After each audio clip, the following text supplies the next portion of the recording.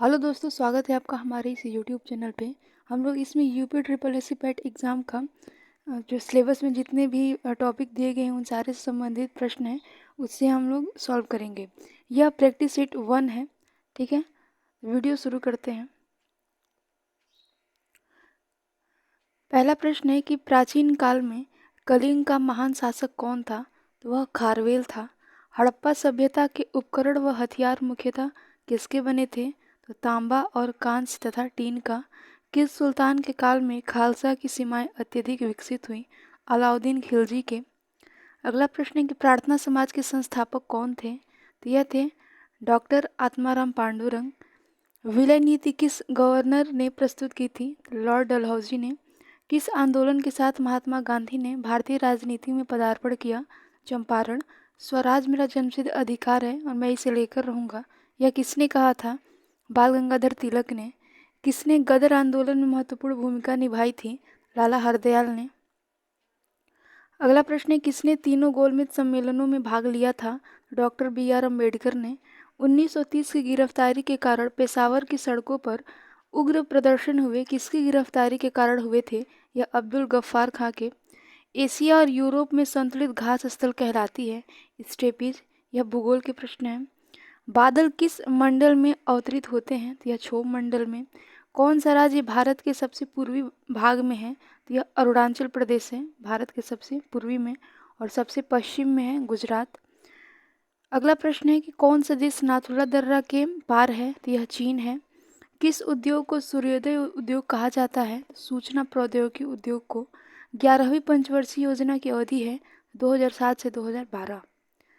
अगला प्रश्न है भारत की मुद्रा प्रणाली का 10वीं कब हुआ था? 1957 में।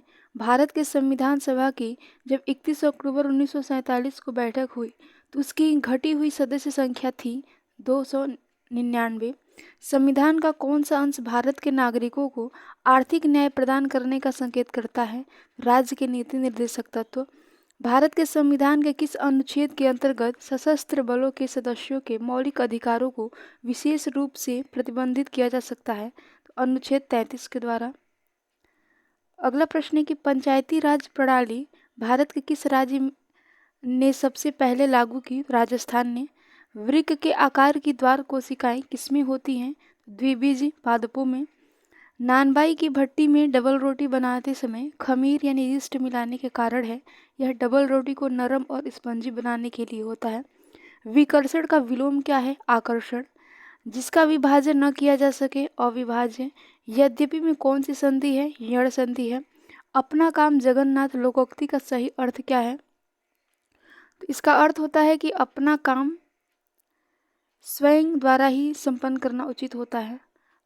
हाल ही में order of the white eagle किसे प्रदान किया गया है? तो यह यूक्रेन के राष्ट्रपति व्लादिमीर जेलेंस्की को। हरिहर संगीत महाविद्यालय का शिलान्यास कहाँ हुआ है? तो आजमगढ़ में। फीफा विश्व रैंकिंग 2023 में किस देश ने शीर्ष स्थान प्राप्त किया है? तो अर्जेंटीना ने। प्रवाह पोर्टल किसने लॉन्च किया है? तो भारतीय रिजर्व बैंक ने प्रवाह पोर्टल लॉन्च किया। अगला प्रश्न है कि भारत के शीर्ष 3 सब्जी उत्पादक राज्य कौन है? पहला उत्तर प्रदेश, पश्चिम बंगाल और मध्य प्रदेश। भारत का सबसे छोटा केंद्र शासित प्रदेश कौन सा है? तो यह लक्षद्वीप। रऊफ किस राज्य का लोक नृत्य है? जम्मू कश्मीर का। तसोकुम सोमाई जो अच्छी फसल के लिए आशीर्वाद प्राप्त करने हेतु मनाया जाता है, किस राज्य से संबंधित है? नागालैंड। अगला प्रश्न है कि महाराणा प्रताप सागर जलाशय जो ब्यास नदी पर हिमाचल प्रदेश में स्थित है उसे किस नाम से जाना जाता है? तो इसे पोंग डैम के नाम से। केंद्र शासित प्रदेश दादरा नगर हवेली महाराष्ट्र और किसके बीच है? तो महाराष्ट्र और गुजरात के बीच में है। प्रतिवर्ष 6 श्रेणियों में नोबेल पुरस्कार प्रदान किया जाता है, किसके लिए यह नहीं दिया जाता? तो गणित। अगला प्रश्न है कि कौन सा नृत्य ओडिशा का एक नृत्य है जो 18वीं शताब्दी में जंगलों में रहने वाले जनजातियों द्वारा किया जाता था और 19वीं शताब्दी में यह युद्ध कला पर आधारित नृत्य बन गया? यह छऊ नृत्य है। द ओरिजिन ऑफ स्पीसीज के लेखक कौन है? चार्ल्स डार्विन है। दाचिग्राम अभयारण्य कहाँ है? तो जम्मू कश्मीर में। यह वीडियो कैसा लगा कमेंट बॉक्स में ज़रूर बताइएगा और वीडियो अच्छा लगा तो इसे लाइक शेयर और सब्सक्राइब जरूर कीजिएगा। Thank you.